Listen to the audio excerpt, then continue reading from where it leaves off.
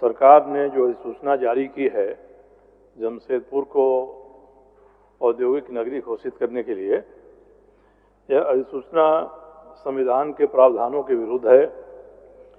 यह अधिसूचना राज्य का जो नगरपालिका अधिनियम है उसके प्रावधान के विरुद्ध है और राज्य सरकार के जो नियम है टाटा ली समझौता उसके विरुद्ध है। इसलिए मैं सरकार से मांग करता हूं कि इस अधिसूचना को रद्द करें और अगर औद्योगिक नगरी बनानी है तो संविधान के जो प्रावधान हैं उसके अनुरूप बनाएं। माननीय मंत्री जी। मान्यवर वरिष्ठ सदस्य ने झारखंड नगरपालिका अधिनियम 2011 की धारा 481 का उद्धरण देते हुए इस अधिसूचना को नियम विरुद्ध बताया है।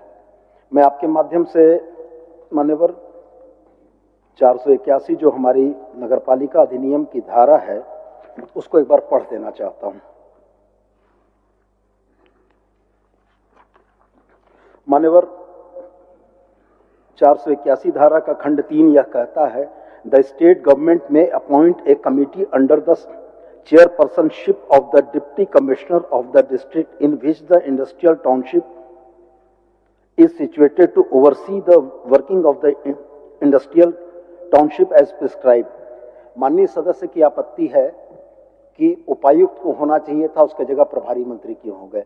मान्यवर आपके माध्यम से मैं बस उनका यह ध्यान आकृष्ट करना चाहता हूं कि इसकी पहली line the state government may appoint, हमारी नगरपालिका अधिनियम की धारा 481 का खंड 3 यह कहता है कि मे अपॉइंट, तो मे अपॉइंट में उपायुक्त का भी हो सकता है, माननीय प्रभारी मंत्री का भी हो सकता है। और निश्चित रूप से जिसमें अगर शैल अपॉइंट होता तब माननीय सदस्य की भावना या बात सही होती। इसलिए मैं यह कहता हूं कि अधिसूचना सही है। माननीय सदस्य अगर और कुछ पूछना चाहते हैं तो मैं सर जवाब देना चाहूंगा। महोदय, मुझे कई प्रश्न पूछने हैं। ये माननीय मंत्री ने अंग्रेजी में पढ़ा है मे पॉइंट, ये सदन ने पारित किया है नगरपालिका अधिनियम। इसका 481(3) कहता है कि राज्य सरकार उस जिले जिसके अंतर्गत नगरपालिका अवस्थित हो के उपायुक्त की अध्यक्षता में एक समिति गठित करेगी जो औद्योगिक नगरी के निर्धारित कार्यकलापों पर यथाविहित निगरानी रखेगी। इसका मतलब क्या होगा? उपायुक्त के अधीन में अध्यक्षता उपायुक्त करेंगे।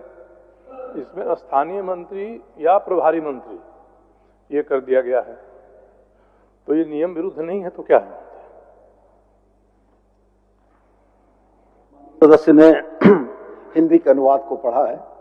मान्यवर मैं बहुत स्पष्ट कहना चाहता हूं बड़ी विनम्रता पूर्वक कि भारतवर्ष में भारत का संविधान प्रिवेल करता है और भारत का संविधान अपने आर्टिकल 348 में बहुत स्पष्ट यह लिखता है, all orders, rules, regulation and bylaws issued under the constitution of under any law made by parliament or the legislature of the state shall be in the English language। यदि दो भाषाओं में विवाद की स्थिति उत्पन्न होती है तो भारत का संविधान यह व्यवस्था देता है कि अंग्रेजी जो पाठ है वही पठनीय होगा और इसमें बकायदा कहता है shall be in the English। तो अंग्रेजी का जो हमारा अधिनियम है उस अधिनियम के अनुरूप राज्य सरकार के पास यह शक्तियां हैं कि वो या तो उपायुक्त को अधिसूचित करे या किसी अन्य को करे। इसलिए मेरे समझ से मान्यवर इसमें कहीं भी कोई गलत नहीं है और कहीं भी अधिसूचना नियम विरुद्ध नहीं है। महोदय, एक तो विधानसभा आप हस्ताक्षर नहीं है विधानसभा में जो अधिनियम रखा गया हिंदी में रखा गया, माननीय मंत्री जी ने विधानसभा सदस्यों को इसका अंग्रेजी वितरित नहीं किया है। दूसरा, इसमें स्पष्ट है कि जो उपायुक्त होंगे वो इसके अध्यक्ष होंगे। अब तो कुछ भी कह सकते हैं, शैल का आप उदाहरण लेंगे, कुछ भी कह सकते हैं महोदय। जो अध्यक्ष का पद होगा इसमें वह पद लाभ का पद होगा। लाभ के पद से आपने इसको अलग नहीं किया है। तो मंत्री प्रभारी हों स्थानीय हों वो अध्यक्ष हो जाएंगे तो लाभ के पद पर जाएंगे तो उनके विधानसभा की सदस्यता नहीं रहेगी। विभाग ने इस पर विचार नहीं किया है। दूसरा महोदय, मैं संविधान की ही बात कर रहा हूं। जो 73वां संशोधन हुआ 1974 में संविधान का, उसमें स्वशासन के लिए सारी नगर निकाय बनाए गए और संविधान का अनुच्छेद 243 QRSTU ये सब में ही कैसे संचालित होंगी संस्थाएं। तो एक तो जो इसका मूल स्वरूप है कि स्थानीय सुशासन के लिए होगा, यह मूल स्वरूप इससे नष्ट हो रहा है। इसमें कहीं से भी स्थानीय सुशासन की बू नहीं है। इसमें कुछ लोग मनोनीत होंगे, 6 लोग राज्य सरकार के प्रतिनिधि होंगे, 11 टाटा स्टील के प्रतिनिधि होंगे, 11 के अलावा और 2 लोग टाटा स्टील के प्रतिनिधि होंगे जो स्थानीय प्रतिनिधि होंगे, टाटा मोटर्स के प्रेसिडेंट और टाटा वर्कर्स यूनियन, यानी कुल मिला के 13 व्यक्ति टाटा स्टील के प्रतिनिधि होंगे, 6 सरकार के प्रतिनिधि होंगे, विधायक सांसद होंगे और 5 मनोनीत होंगे। अब ये कैसे काम करेगी? अभी तक औद्योगिक नगरी बनेगी राज्य में तो कैसे काम करेगी, इसका कोई भी नियम सरकार ने नहीं बनाया है। दूसरा कि अब ये इसमें लिखा है इन्होंने कि ये नगर निकाय की तरह काम करेगी। वैधानिक दर्जा भी है लिखा है इसमें सूचना में कि नगर निकाय का होगा। नगर निकाय का होगा तो ये नगर निगम के स्तर का होगा, क्योंकि 3 तरह के नगर निकाय हैं। एक जो ट्रांजिशनल फेज में है, ग्रामीण से शहरी व्यवस्था की ओर जा रहा है, वो नोटिफाइड एरिया कमेटी हो जाती है। जो 40,000 तक की संख्या वाला है वह नगर परिषद होता है, उससे ऊपर का नगर निगम होता है। एक तो अभी तक जमशेदपुर नोटिफाइड एरिया कमेटी जो बनी हुई है लंबे समय से ही संविधान के विरोध में है। ये मंत्री महोदय बताएं कि जमशेदपुर नोटिफाइड एरिया कमेटी संविधान के प्रावधान के हिसाब से कितना उचित है।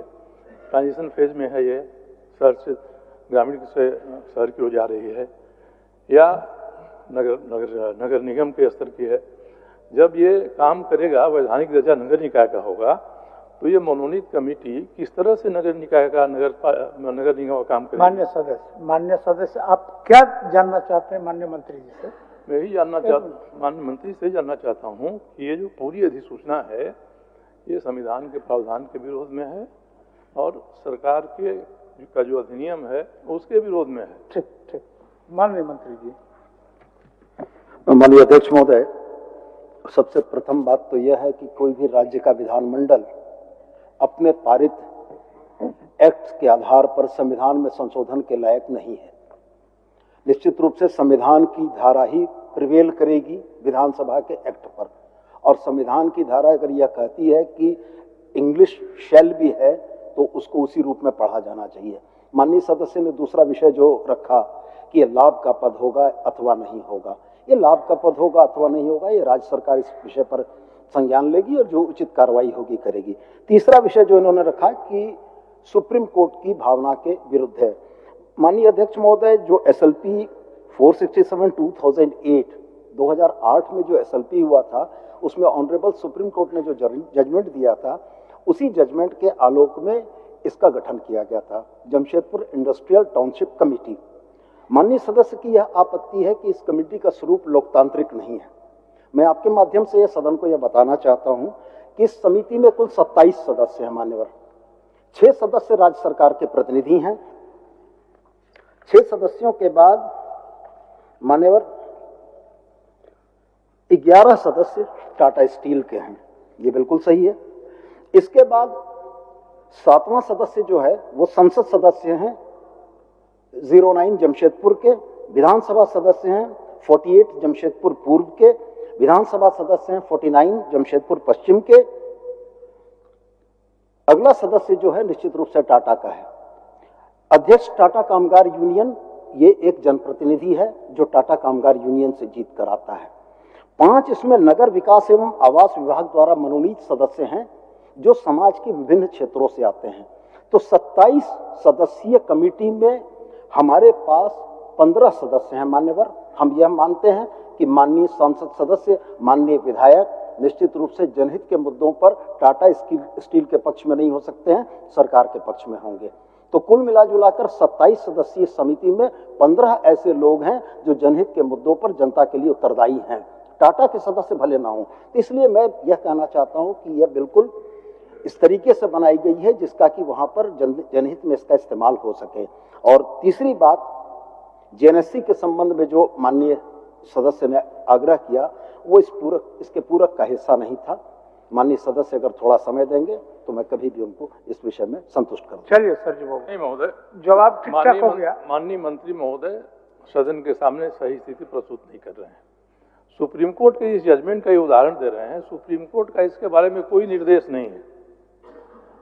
नगर निगम बना था 2005 में, 2015 में फिर अधिसूचना जारी हुई, टाटा के लोग हाई कोर्ट गए। अच्छा, उसी में क्लियर करा लेते हैं, क्या सुप्रीम कोर्ट का गाइड जजमेंट है क्या? तो जरा बता दीजिए माननीय सदस्यों को। मान्यवर,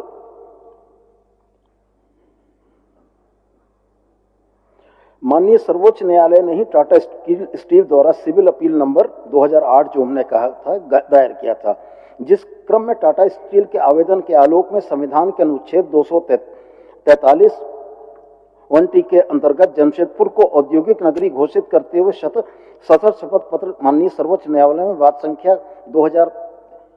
14,926/2006 के अंतर्गत वर्ष 2014 में सरकार द्वारा दायर किया गया था।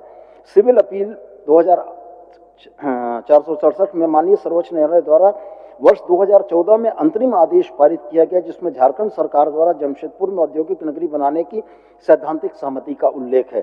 तत्पश्चात माननीय सर्वोच्च न्यायालय द्वारा वर्ष 2016 में दोनों पक्षों द्वारा इंडस्ट्रियल टाउन के गठन की दिशा में प्रगति किए जाने के फलस्वरूप सिविल अपील संख्या 467/2008 और SLP केस नंबर 14,926/2006 को निष्पादित कर दिया।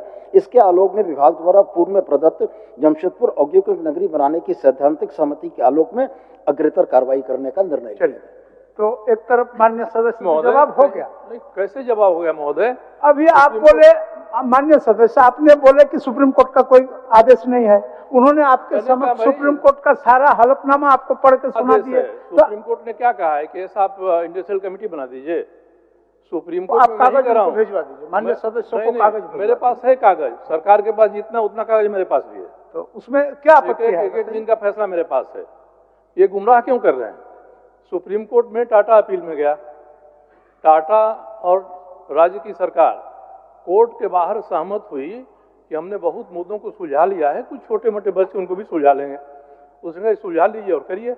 ये आदेश कैसे हुआ कि आप इंडस्ट्रियल टाउन से बना दीजिए? ये बता रहे हैं। दूसरा 1T कर रहे हैं। मान्य उसी जगह रुकिए।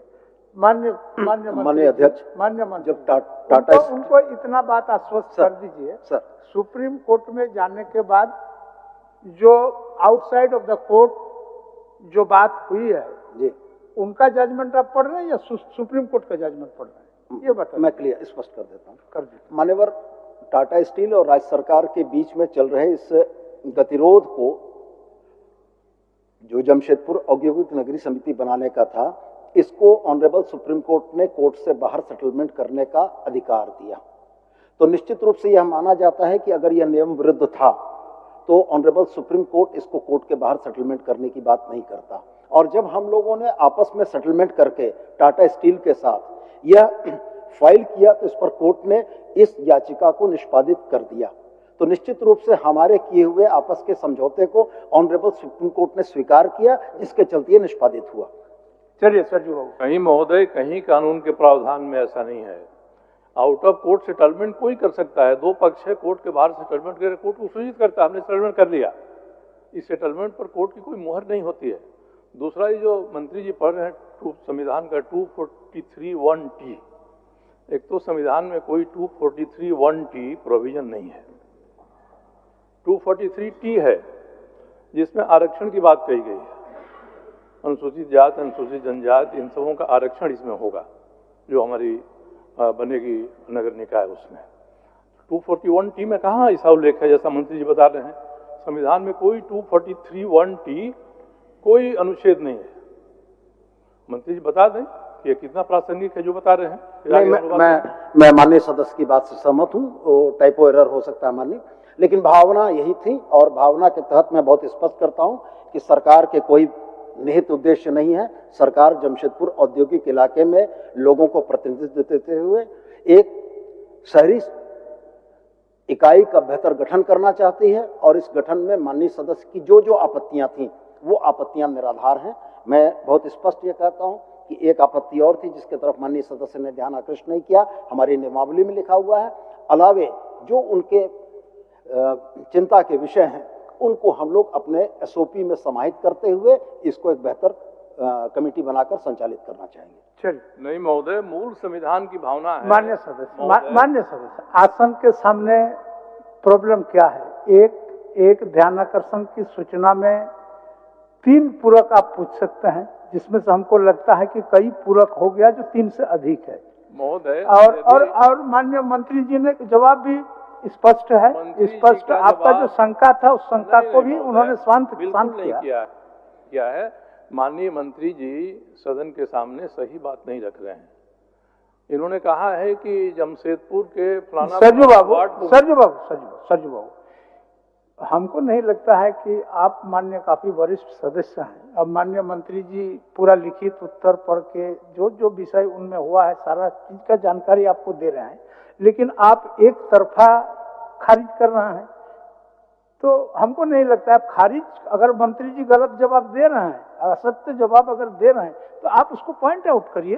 मैं वही पॉइंट आउट कर रहा हूँ। करिए पॉइंट आउट। कौन चीज में मंत्री जी का जवाब से आप असहमत है? सूचना है कि जमशेदपुर के इतने वार्ड को, करीब 16 वार्ड। आप चाहते क्या है? जमशेदपुर का वार्ड में क्या होना चाहिए? ये चाहता हूँ कि संविधान में नगर निकायों के गठन का की जो स्पिरिट है, भावना है, वह है लोकल सेल्फ गवर्नेंस, स्थानीय स्वशासन। नगर निकाय उसी के लिए बनती हैं। इस अधिसूचना में इसका कहीं भी कोई बू नहीं है कि स्थानीय स्वशासन का है, और स्थानीय स्वशासन नहीं है ये, तो इस तरह की अधिसूचना जारी करना हमारे लोकतंत्र के खिलाफ में है। आपके व्यवस्था में माननीय सदस्य, आपके व्यवस्था में वे निकाय गठन करने का क्या सुझाव है? आप क्या चाहते हैं वो बोलिए। मैं तो चाहता हूं कि इसको रद्द करे सरकार, एक समिति बना के, सदन की भी समिति बना ले, किसको बना ले, और ऐसा नोटिफिकेशन करे जिससे स्थानीय स्वशासन की बू आए। चलिए माननीय मंत्री जी, इसी पर जवाब दे दीजिए। हो गया। माननीय अध्यक्ष महोदय, मैंने बहुत स्पष्ट पहले कहा कि 27 सदस्यीय कमेटी बनाई गई। 15 वैसे सदस्य हैं जो सीधे झारखंड की जनता को उत्तरदायी हैं। मैं मानता हूं कि 12 सदस्य इसमें टाटा स्टील के हो सकते हैं, जो टाटा स्टील के हितों का ध्यान रखेंगे, लेकिन जो 15 सदस्य हैं उनका बहुमत निश्चित रूप से स्थानीय स्वशासन या झारखंड की जनता को हितों को संरक्षित करने का है। तो माननीय सदस्य की आशंका निराधार है, ये कमेटी बन जाए। एसओपी में उन तथ्यों को हम लोग ले आएंगे, और उसके बाद भी अगर माननीय वरिष्ठ विद्वान सदस्य को कोई प्रस्ताव रहेंगे तो हम लोग उसको एसओपी में समाहित। चलिए सर जी, माननीय सदस्य रामचंद्र, आप छोड़ दीजिए। नहीं महोदय, आपका सुझाव भी मानेंगे। आप लिखित सुझाव माननीय मंत्री जी को दे देंगे, उसको भी मानने के लिए तैयार है। उनके जो एसओपी बनेगा उसमें उसको इंक्लूड कर लिया जाए। लिखित सुझाव तो मंत्री जी को, राज्यपाल जी को मैं काफी दिनों से दे रहा हूँ। ठीक, उसको मान लेंगे। मंत्री जी तो सदन में आश्वस्त किए, पूरे सदन को आश्वस्त किए। ठीक नहीं है महोदय, ये फैसला इस बारे में होना चाहिए। तो अधिसूचना जारी हो रही है, वो अधिसूचना की भावना, मूल भावना संविधान का नियम का है, वो सही है कि नहीं महोदय? एक और नियम बना है, सरकार ने टाटा ली समझौता किया है, उसमें अब आप उसमें और ज्यादा समय व्यय नहीं कर सकते सर बाबू। एक मिनट, अगर माननीय मंत्री जी, माननीय सरजू बाबू आपके चैम्बर में चले जाएंगे सर, और इसमें और कुछ जो नियम के अनुकूल है सर, उसको इंक्लूड करने का कहीं स्पेस है जी, आप देख लीजिए जी। चलिए रामचंद्र सिंह जी, आप मंत्री जी के साथ बैठ करके बात कर लीजिए। मान्य सरजू बाबू, काफी डिस्कशन भी हुआ, और एक ऑप्शन आपको दिया गया कि आप माननीय मंत्री जी के साथ बैठ करके उस पर विचार कर लेंगे।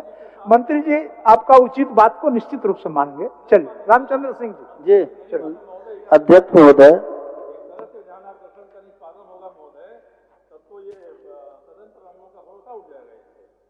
मान्य सरजू बाबू, तो क्या करें? पूरा ध्यान आकर्षण का सूचना सिर्फ टाटा लीज पे हम व्यय कर दें पूरा समय? आप बोलिए, आप अगर बोलते हैं आपके बाद रामचंद्र बाबू का है, सत्येंद्र 28 इस तरह का सूचना है, तो हम एक एक समय पर कर दें। आप देख लीजिए 51 हो गया। में सरकार अगर गलत बात कहेगी महोदय, मैं ये कह रहा हूँ कि जिस काम के लिए बनाया जा रहा है, अच्छा, अब सरकार गलत बात कर रहे हैं, आप क्या कर रहे हैं, तो दोनों मिल करके उनके चैम्बर में एक बार डिस्कशन कर लीजिए। चलिए रामचंद्र सिंह दोनों उनके चैम्बर में बैठ करके कर लीजिए। सरकार तो इतना आपको कह दिया कि आपका जो बात आ रहा है उन्होंने एसओपी में उसको लेंगे। नगर निगम का अधिनियम बना हुआ है, नियमावली बनी हुई है, इसके बाद एसओपी क्या होगा? एसओपी रोज रोज के काम के लिए तो होता नहीं है। जो बना रहे हैं वही गलत बन रहा है। मैं यही कह रहा था कि जिस काम के लिए, चलिए माननीय रामचंद्र जी अध्यक्ष महोदय, चलिए आप उनके चैम्बर में जाकर के थोड़ा डिस्कशन करिए। अध्यक्ष महोदय, उत्तर मिला है लेकिन उत्तर संतोषजनक नहीं है। विधानसभा ऐसे सवालों पर चुप रहेगी जो सवाल संविधान नियम जनहित के हैं। सारा आरोप आप ही लगाइएगा सरजू बाबू, सारा आरोप विधानसभा पर, मंत्रिमंडल पर, सरकार पर, सारा आरोप आप ही लगाइएगा। ऐसा नहीं ना हो सकता है। पहले तो ये बात तय होना चाहिए कि आपके पीछे और सवाल हैं, समय निश्चित है। तीन पूरक पूछने का आपको अधिकार है, आपने 3 से ज्यादा पूरक भी पूछ लिया। उसके बावजूद भी आसन आपके मर्यादा को देखते हुए माननीय मंत्री के पास इसका और विस्तृत आलोचना करने के लिए समय दे दिया ताकि सदन का समय बचे। फिर भी आप मानने के लिए तैयार नहीं है तो हम क्या कर सकते हैं बताइए। चलिए रामचंद्र। हाँ अध्यक्ष महोदय, उत्तर मिला है, संतोषजनक नहीं है।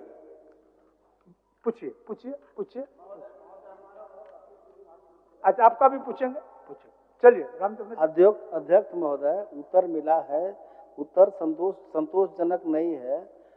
लातेहार नगर जो क्षेत्र है, अधिसूचित क्षेत्र है अध्यक्ष महोदय, वहाँ सर्वे हुआ ही नहीं। और इसके बाद जिसे और दूसरे जगह जो सर्वे हुआ था उसी के आधार पर, जहाँ सर्वे नहीं हुआ था वहाँ भी उन्होंने 16 के बाद रसीद काटना बंद कर दिए। तो सर, जो पहले जो रसीद कट रहा था मैनुअल, उसी के आधार पर उनको ऑनलाइन करना चाहिए था। तो बाकी वहाँ उन्होंने सर्वे को बंद कर दिया, रसीद काटना बंद कर दिया। तो हमारा कहना है कि रसीद वहाँ कटे और एकदम तथ्यहीन जो आया है आपका उत्तर, वो सही नहीं है। इसलिए हम चाहेंगे कि जो पहले से कट रहा था मैनुअल, उसी के आधार पर वहाँ ऑनलाइन रसीद कटे।